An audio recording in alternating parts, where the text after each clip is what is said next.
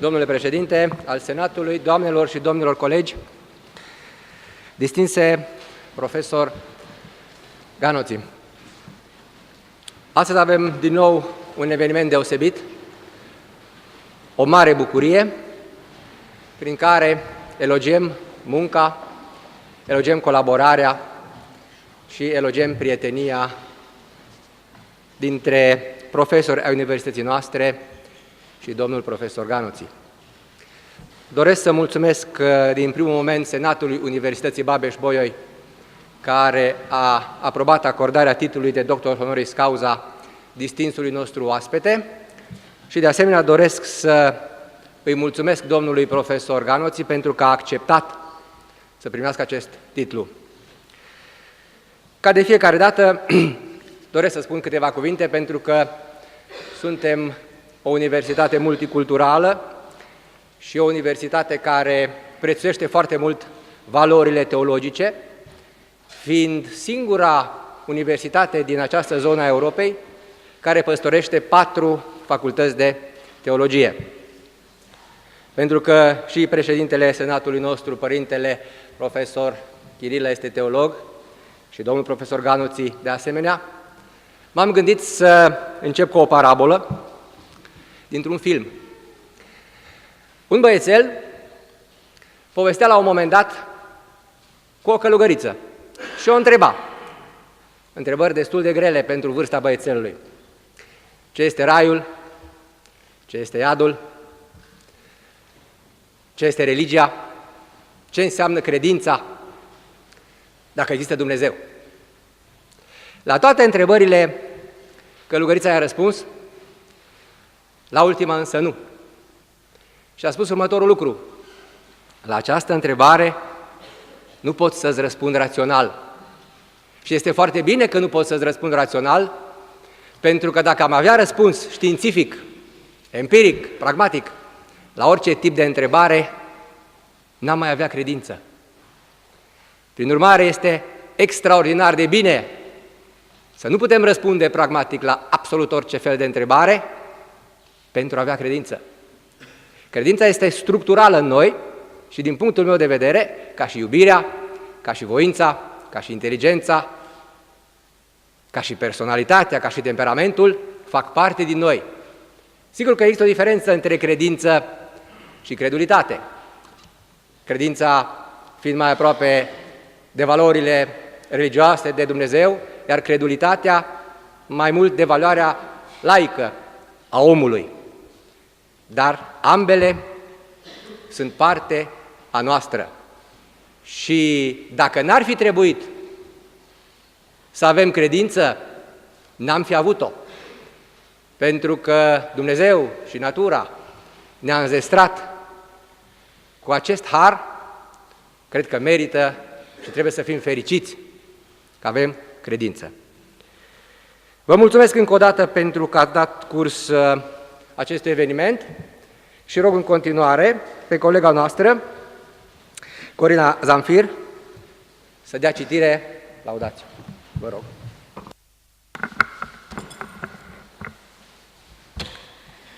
Stimate domnule prorector, stimate domnule președinte al Senatului, stimate domnule decan, cher profesor Alexandru Ganoți, kedves profesor úr, stimați colegi, dragi studenți, doamnelor și domnilor, permiteți-mi să încep într-o cheie personală, menționând cât de emoționant este acest moment pentru mine și permiteți-mi de asemenea să țin această laudație, având în vedere vârsta domnului profesor, dificultățile pe care le are la lectură, în spiritul francofoniei în limba franceză.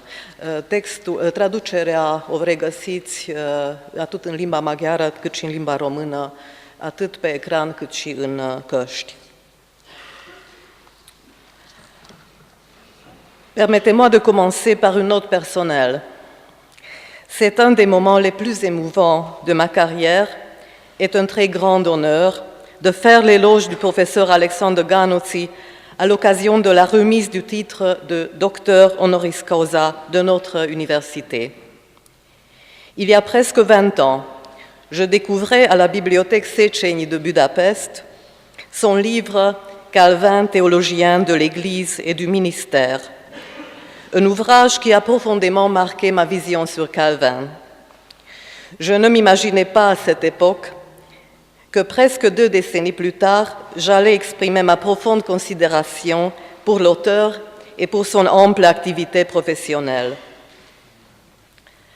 Alexandre Gánóci Sándor, d'origine hongroise, est l'un des théologiens catholiques contemporains les plus respectés. Professeur émérite de théologie systématique de l'Université de Würzburg, il est bien connu dans le monde professionnel allemand, français et hongrois, mais ses livres et ses études ont également été traduites en anglais, espagnol, catalan, italien, polonais et même coréen. Il est l'un des rares théologiens catholiques contemporains du Concile Vatican II, dont le travail théologique a été marqué par l'ouverture écuménique du Concile, par l'ouverture de l'Église catholique au monde contemporain, à ses problèmes et ses défis. Né en 1928 à Budapest, ordonné prêtre en 1953 à Paris, Alexandre Gánóci a obtenu un doctorat en théologie à l'Université pontificale grégorienne de Rome et un doctorat en philosophie à la Sorbonne. Habilité en théologie à l'Université de Münster, il a enseigné la théologie dogmatique à l'Institut catholique de Paris et à l'Université de Münster pour devenir pendant à peu près 25 ans professeur de théologie dogmatique à l'Université de Würzburg. Il a aussi occupé pendant 1 an la chaire pour le dialogue interdisciplinaire entre la théologie et les sciences de la nature à la Rheinisch-Westfälische Hochschule d'Aix-la-Chapelle. Alexandre Gánóci est un théologien prolifique dont l'activité s'étend sur plus de 5 décennies. Il est l'auteur de plus de 30 livres, sans compter les traductions et les rééditions, et de plus de 150 études. 2 nouveaux livres viennent en effet tout juste de paraître. Son œuvre est profondément interdisciplinaire et répond aux problèmes et défis contemporains. Ses anciens étudiants, aujourd'hui professeurs reconnus, le décrivent comme un penseur original et créatif qui transcende les frontières entre les domaines de recherche. Le professeur Gánóci est un théologien de dialogue. Je soulignerai ici 2 aspects, son engagement dans le dialogue écuménique et dans le dialogue avec les sciences naturelles. D'abord, Alexandre Gánóci est un théologien du dialogue écuménique par excellence, par son travail au secrétariat pour l'unité des chrétiens et dans la commission de travail luthérienne catholique de l'Allemagne, qui a élaboré de nombreux documents de convergence sur des questions dogmatiques considérées auparavant comme marquées par des divergences irréconciliables. Dans ce cadre, le professeur Gánóci est devenu partenaire de dialogue et ami de Wolfhard Pannenberg, théologien luthérien réputé et lui-même docteur honoris causa de notre université. Mais sa réputation internationale est due surtout à l'analyse approfondie et nuancée de l'œuvre de Calvin. Le catholique Alexandre Gánóci est universellement reconnu comme l'un des plus importants experts sur Calvin. Il a recherché la pensée de Calvin en commençant par sa thèse innovatrice « Calvin, théologien de l'Église et du ministère », un ouvrage de référence, ainsi que dans de nombreux autres volumes et articles analysant les aspects les plus divers de la théologie de Calvin avec une sympathie critique. Par son ouvrage sur le réformateur genevois, Gánóci a constamment cherché à mettre en évidence les positions communes, les valeurs de la théologie protestante, dans le respect des opinions, du pluralisme légitime des opinions théologiques.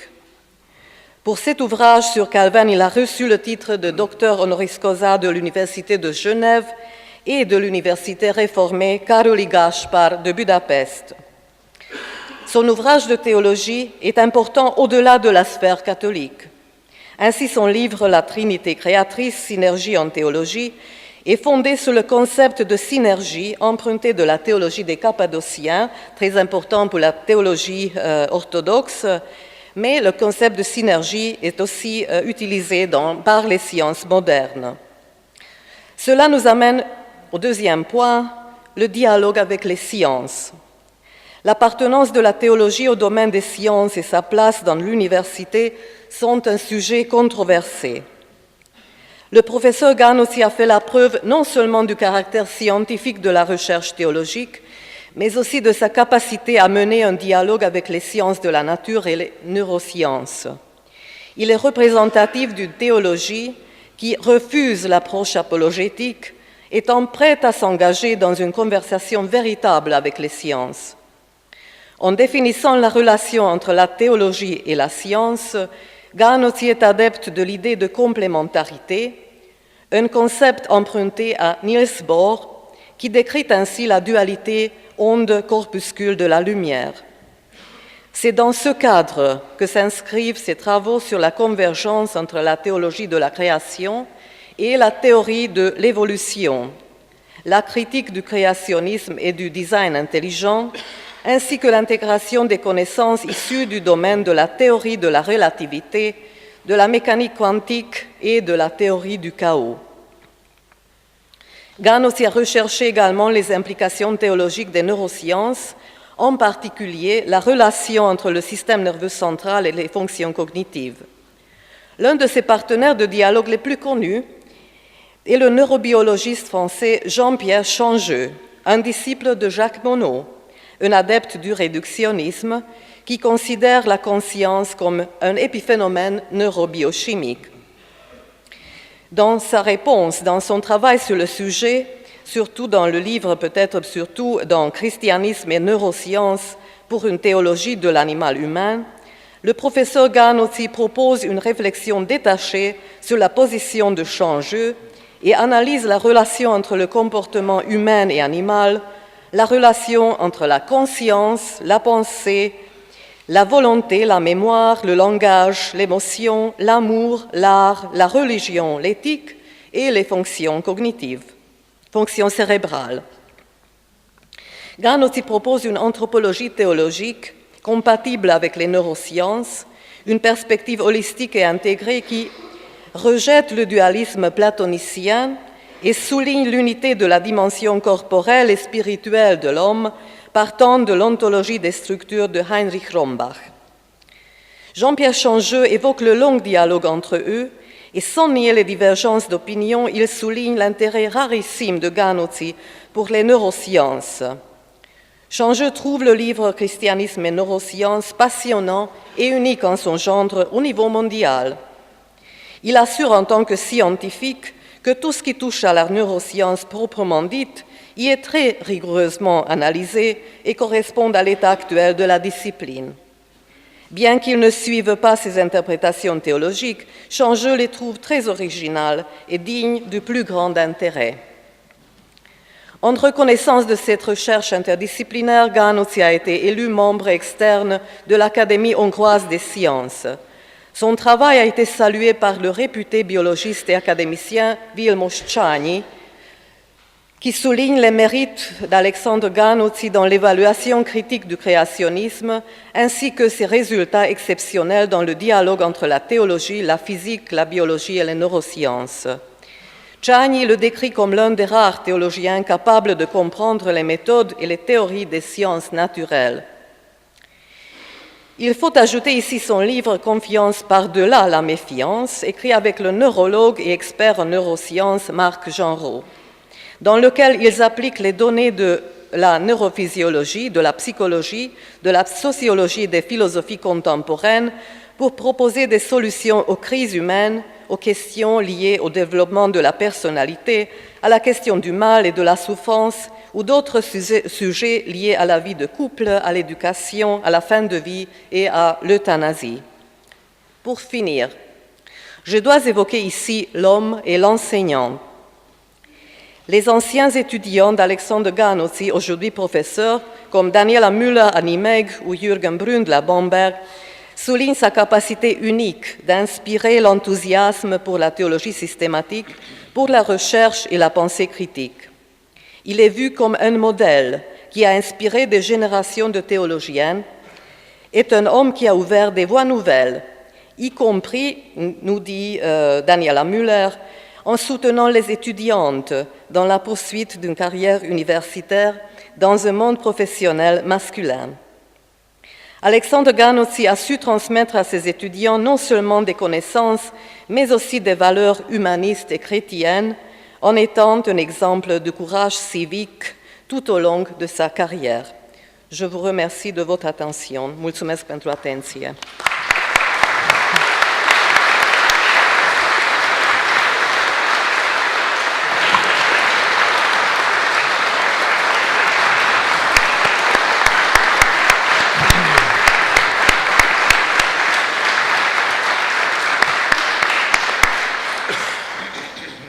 În cele ce urmează, îl voi ruga pe președintele Senatului Universității Babeș-Bolyai, părintele profesor Chirilă, să dea citire proclamației.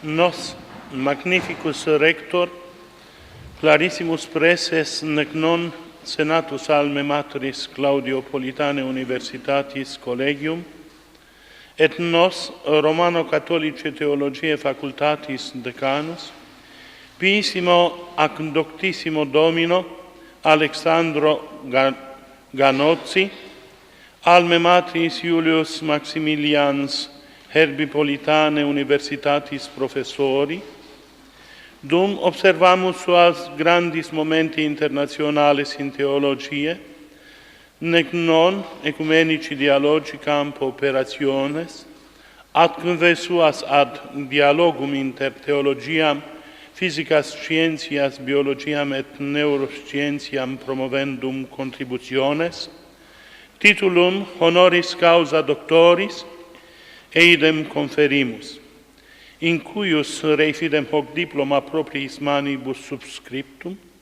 et nostre universitatis sigillium unitum ei confere curamus.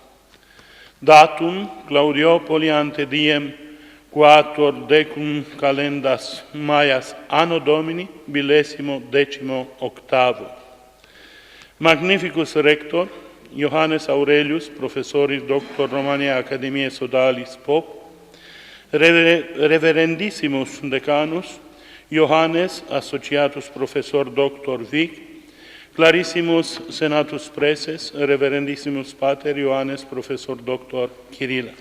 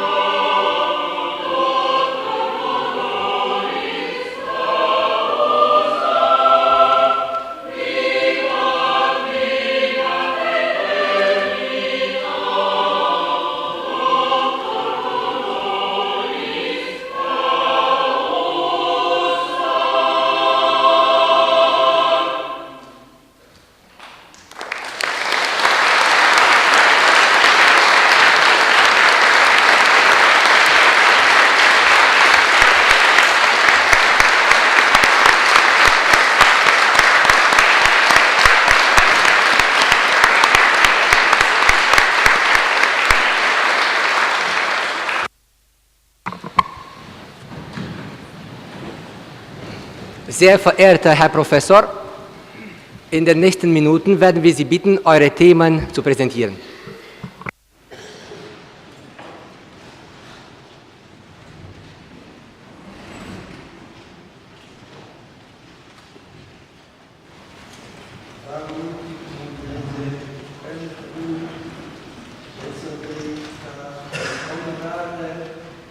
E fi primit in comunitate academica a Universității Babeș-Bolyai, o universitate multiculturală și deschisă dialogului ecumenic.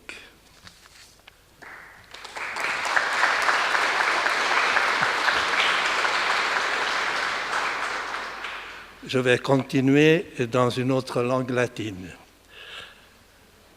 Monsieur le vice-recteur, Monsieur le président du Sénat, Monsieur le doyen de la faculté de théologie catholique romaine, Mesdames et Messieurs les professeurs, chers étudiants et invités, le geste généreux de l'université Babeș-Bolyai et qui m'a valu un doctorat honoris causa convient bien à ce que j'ai essayé de faire pendant tout mon parcours universitaire, tant comme étudiant que comme enseignant, chercher à dépasser les frontières, non seulement en changeant de pays et de nationalité, mais aussi en franchissant les limites habituelles de ma discipline, la théologie, pour entrer en dialogue avec des sciences de la nature, avant tout la neurobiologie, une science qui ne cesse de faire des progrès importants, allant jusqu'à changer radicalement notre image de l'homme. Un tel échange entre la théologie chrétienne, qui thématise l'homme dans sa relation à Dieu, et les neurosciences, qui en font totalement abstraction et ont pour objet les différentes fonctions du système nerveux central, a-t-il vraiment un sens, quelque utilité? N'est-ce pas illusoire et ne condamne-t-il pas le théologien au dilettantisme? Que malgré ce risque, le dialogue soit possible et qu'il puisse aboutir à certaines convergences, je l'ai montré dans mon ouvrage « Christianisme et neurosciences » paru en 2008 chez Odile Jacob. Le livre a été accepté par cette maison d'édition scientifique sur la recommandation du neurobiologiste Jean-Pierre Changeux, avec qui je dialogue depuis des années. Je parle de convergence et non d'accord.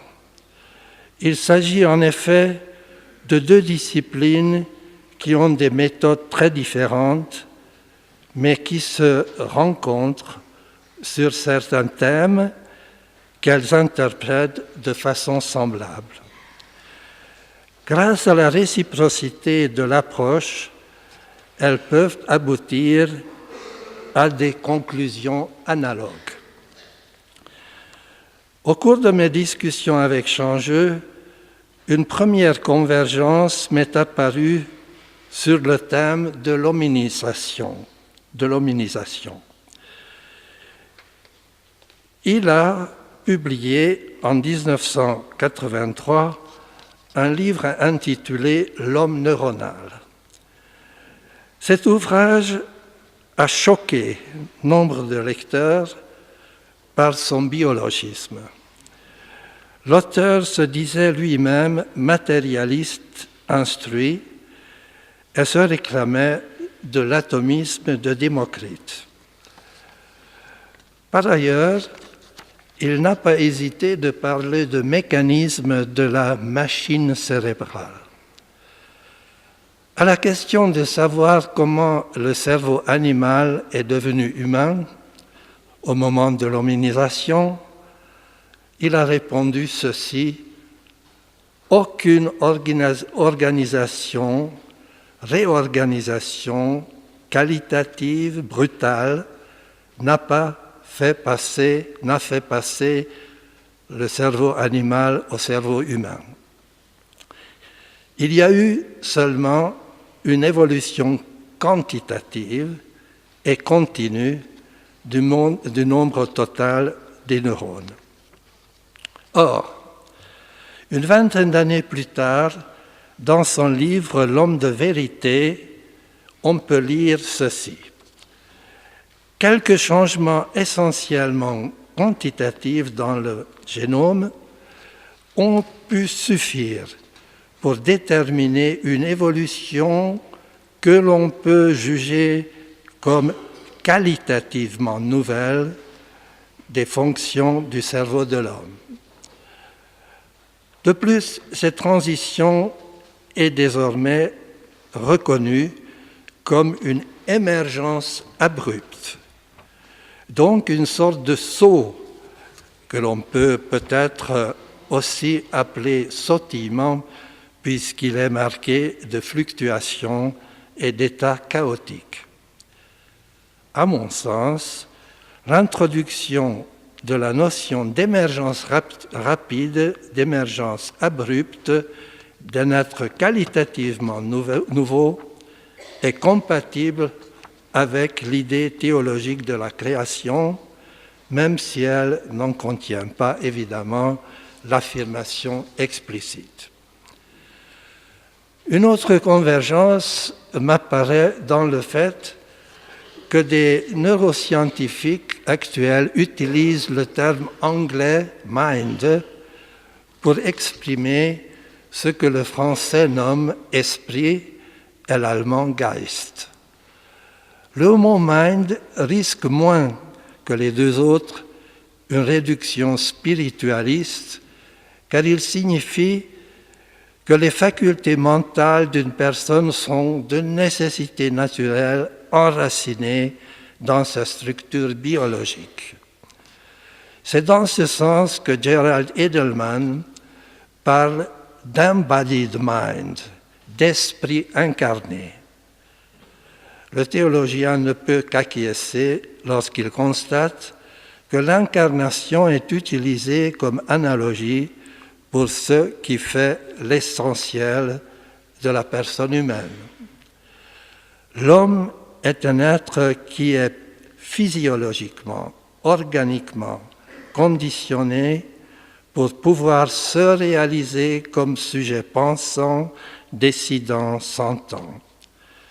N'est-ce pas dans un sens semblable que la Bible présente l'organisation, l'organe du cœur, le cœur, comme le foyer de tout ce que l'homme pense, veut et éprouve.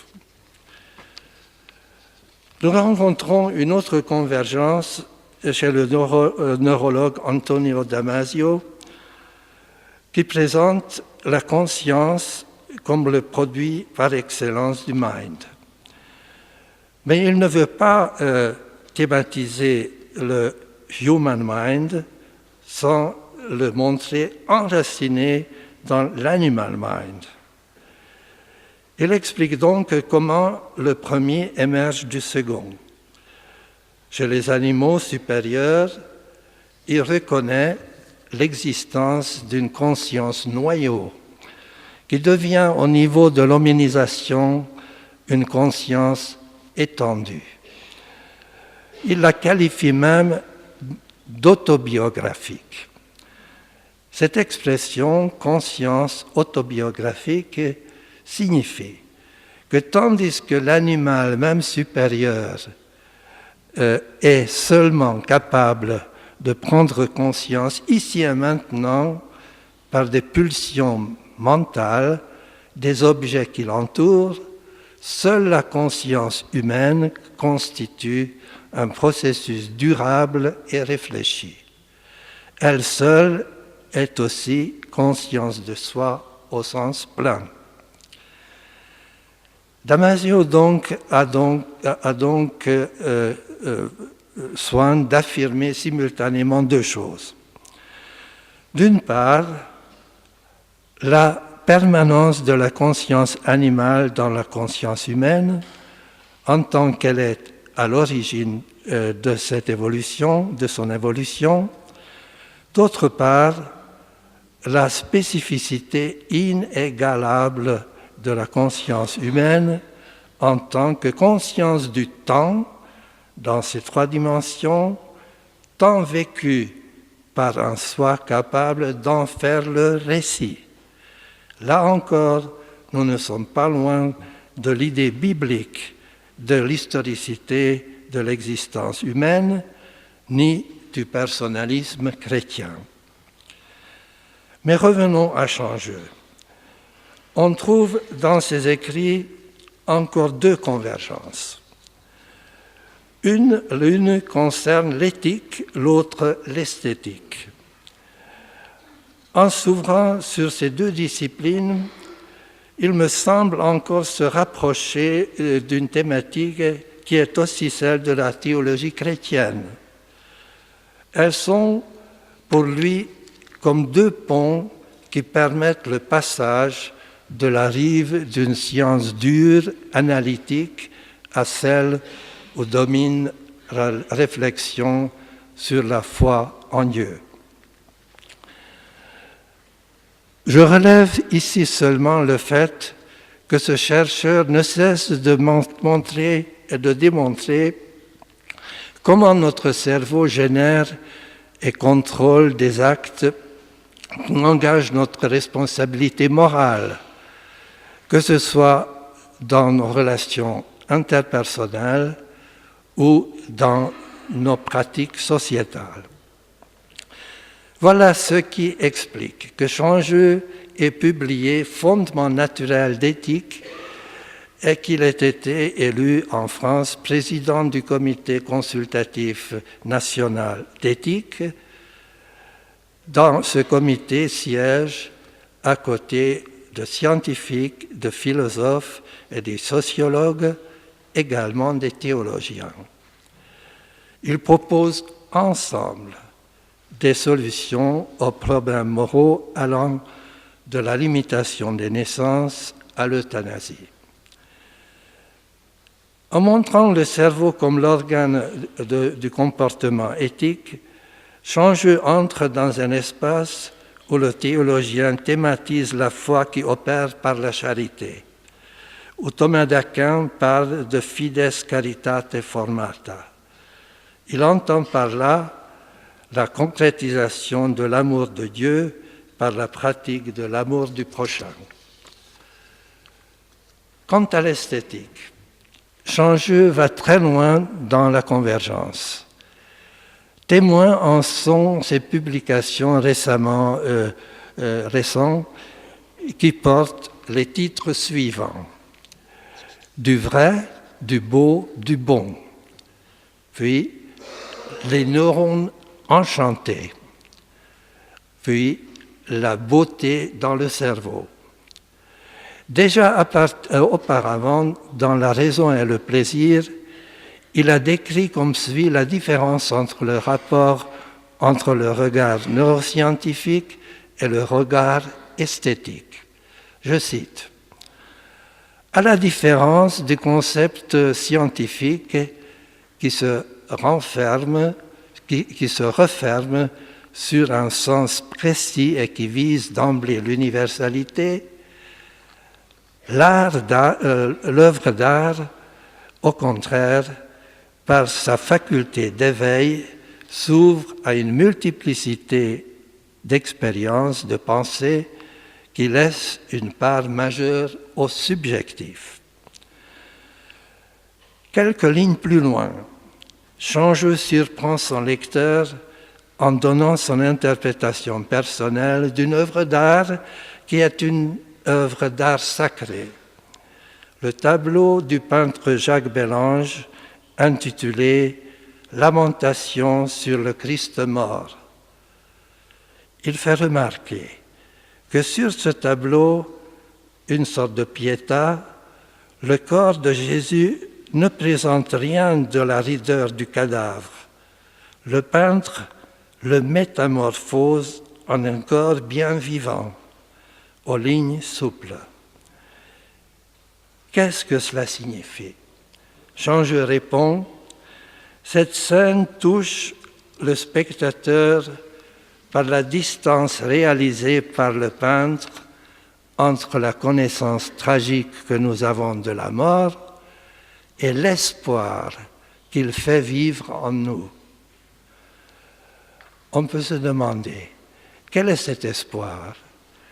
N'est-ce pas celui de la possibilité de dépasser la mort physique et de vivre d'une vie tout autre qui concerne aussi notre corps?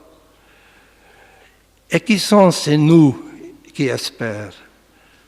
Le scientifique s'y associe-t-il lui-même tout en sachant ce qui est détruit par la mort cérébrale?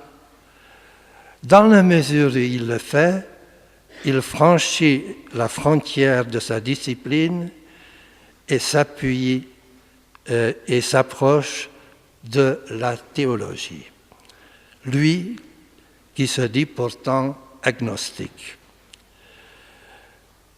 Comme dernier exemple de cette convergence, je citerai les propos de Changeux sur l'importance capitale des processus neuro-épigénétiques dans le développement personnel et collectif de l'être humain. Le terme épigénétique est composé de la préposition grecque épi, qui veut dire sur, au-dessus, et du substantif génésis, qui signifie acte de générer, de produire, de donner naissance.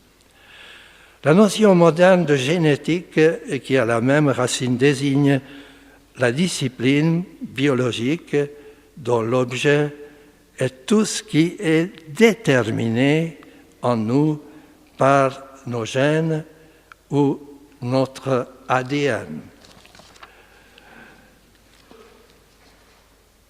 La génétique est une science qui étudie ce qui est inné en nous, qui est inné dans une personne, reçu de façon inéluctable, et cela jusqu'à la destruction par la mort cérébrale. Or, la neurobiologie moderne montre avec de plus en plus d'exactitude que ce qui est en nous inné subit continuellement des modifications par ce que nous avons acquis et appris sous l'influence de notre entourage familial et de notre environnement culturel. Ces processus commandés par notre cerveau nous font dépasser ce qui est en nous génétiquement déterminé. Grâce à eux, nous acquérons notre identité personnelle et également une histoire où beaucoup d'événements nous adviennent de façon imprévisible. Tout n'arrive pas par nécessité, mais aussi par des hasards heureux ou malheureux, également bien sûr grâce à nos décisions libres. C'est ainsi que des processus épigénétiques dans notre cerveau nous font évoluer au-delà de ce qui est inscrit dans notre ADN. De cette façon, notre histoire de vie devient et reste une histoire ouverte vers l'avant. Les mémoires de ce que nous avons appris n'ont pas seulement et uniquement un effet personnalisant. Dans la mesure où nous arrivons à les transmettre à d'autres, elles ont une possibilité de survivre à notre mort et d'enrichir la collectivité humaine de génération en génération. Qu'est-ce que dit Changeux? C'est ce que dit Changeux lui-même quand il propose cette thèse. Le transfert épigénétique de mémoire personnelle à des générations de survivants constitue une forme très humaine d'immortalité. Que veut-il dire? Probablement ceci. Les mécanismes épigénétiques de nos cerveaux ne transcendent pas seulement ce qui est génétiquement déterminé en nous, mais ils nous rendent possible de construire de nous-mêmes notre histoire de vie et aussi de la personnaliser, de l'enrichir par tout ce que nous avons acquis, appris, créé, inventé, réalisé comme œuvre de notre vie. Cette œuvre a été possible grâce à une série de décisions libres, puisque son évolution a été due à des actions sélectives de notre cerveau. Du fait que nous pouvons transférer la mémoire de cette œuvre à d'autres, leur proposer comme héritage, la mort est incapable de la détruire. L'auteur survit dans ses œuvres. Entre parenthèses, dans ce contexte, Changeux n'a pas fait d'objection à ce que je cite comme exemple la demande de Jésus à sa dernière scène « Faites ceci en mémoire de moi ».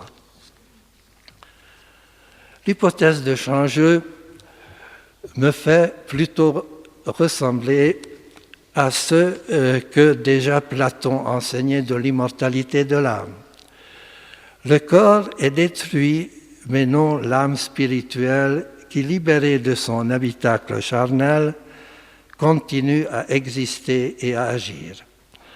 S'il en est ainsi, le théologien réagirait d'une façon double. D'une part, il reconnaîtra le mérite du neuroscientifique de thématiser une forme très humaine d'immortalité.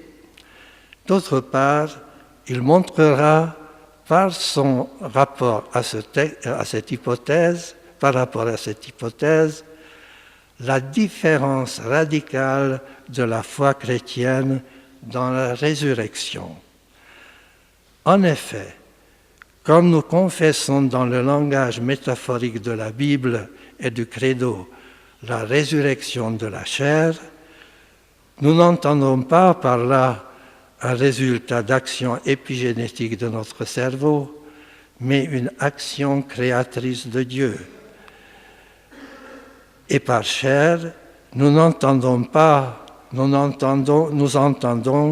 la personne humaine dans son intégralité corporelle, spirituelle, et non seulement l'œuvre de sa vie. C'est toute la personne qui participe à la vie nouvelle et éternelle. Sur ce point, il n'y a pas de convergence.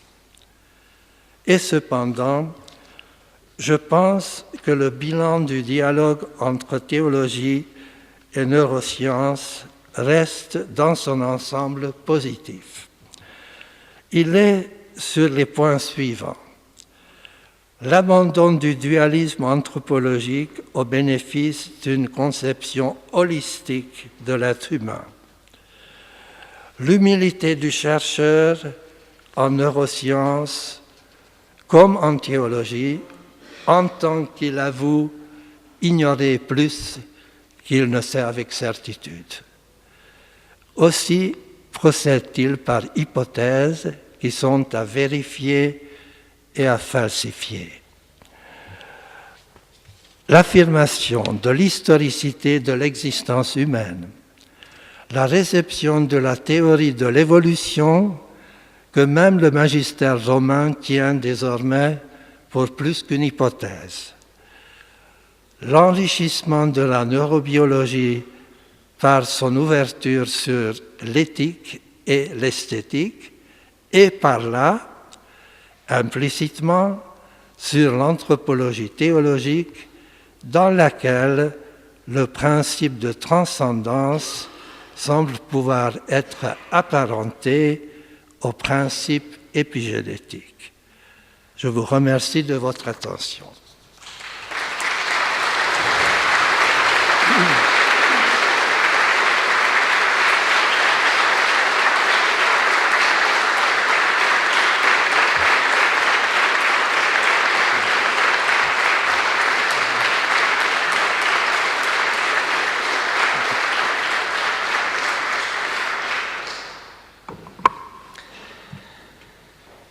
În încheiere, aș vrea să mulțumesc domnului profesor pentru cuvintele frumoase, pline de sens, pline de sensibilitate analitică și să spun că astăzi Alma Mater Napocensis și-a deschis porțile pentru a primi în rândurile sale un membru de onoare, un distins coleg. Domnule profesor, bine ați venit în rândurile colegilor noștri. Această ceremonie se va încheia prin intonarea imnului Uniunii Europene, Oda Bucuriei.